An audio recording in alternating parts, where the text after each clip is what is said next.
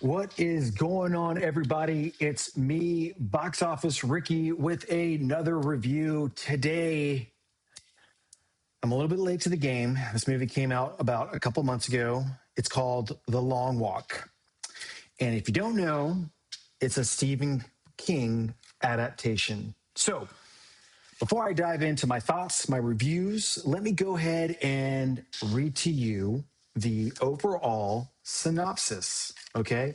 And what I like to do is I like to go on Wikipedia and the free encyclopedia. I like to check out what exactly people wrote about the synopsis. Okay. So that way, when I talk about this, it gives you a little bit of insight what I'm talking about. Okay. So here we go. The Long Walk is a 2025 American dystopian survival thriller directed by and produced by Francis Lawrence from a screenplay by J.T. Mulder. It's based on the 1979 novel of the same name by Stephen King. But check this out. At the time, he used a pseudonym, Richard Bachman. The film stars Cooper Hoffman, David Johnson, Garrett Waring, a bunch of other actors that are great.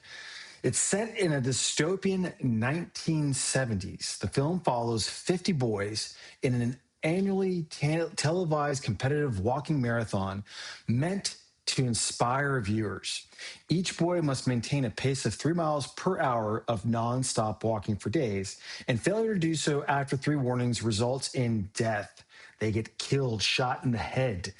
The boy who lasts the longest wins a large cash prize and the fulfillment of one wish of his choice.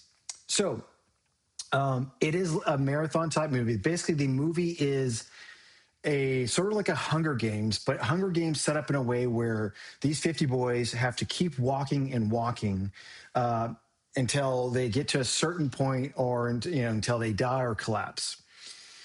So let me kind of quickly, dive into my thoughts and what I thought about the film. Overall, I enjoyed the film. I, you know, it, I, sorry, I can't talk. If you, okay, well, one thing I definitely love about Stephen King films or love about Stephen King's writing. He gets boyhood down. He gets young men down. He gets the conversations down. You know, starting with like from Stand By Me to It, there is a magic that he has about capturing boyhood, capturing young men interacting with each other. And this film, I think, definitely gets it down. I don't put it on the same level as Stand By Me or maybe even some of the It films. He just gets, and not just boys too. Like he gets camaraderie. I can't say that word. He gets camaraderie amongst men. Well, I mean, Shawshank Redemption, The Green Mile. There's just an essence there that in his writing is just there, and he gets. Now, the film, I will say, this film gets it. The cast is phenomenal. The kid Cooper Hoffman is really awesome. David Johnson's so good in this movie. I think I've seen him in a couple other things. The these young actors are just awesome to watch on camera, and I think that is worth it in itself, is just watching these guys interact with each other.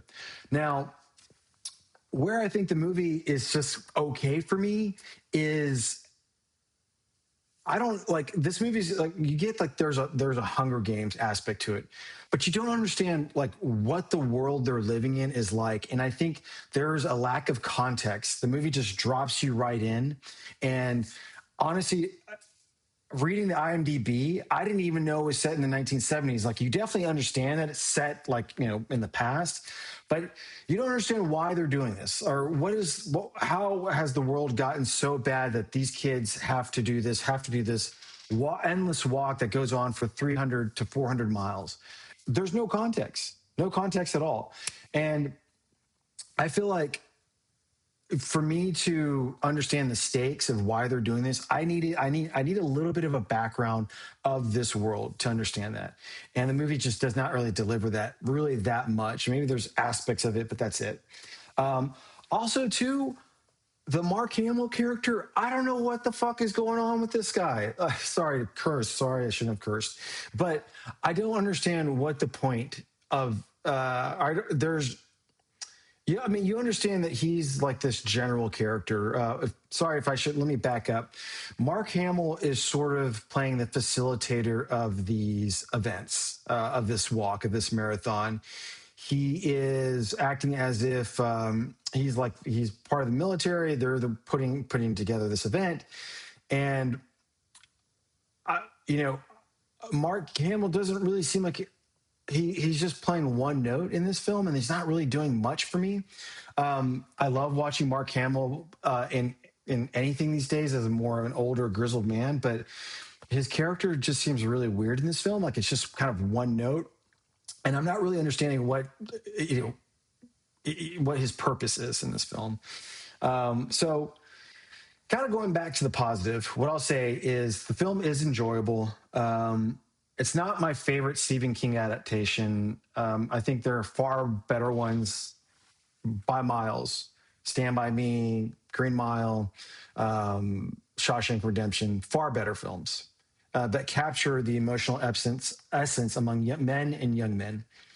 Now, if you're going to ask me whether or not I would watch this film, I would say it is a good movie to watch at home.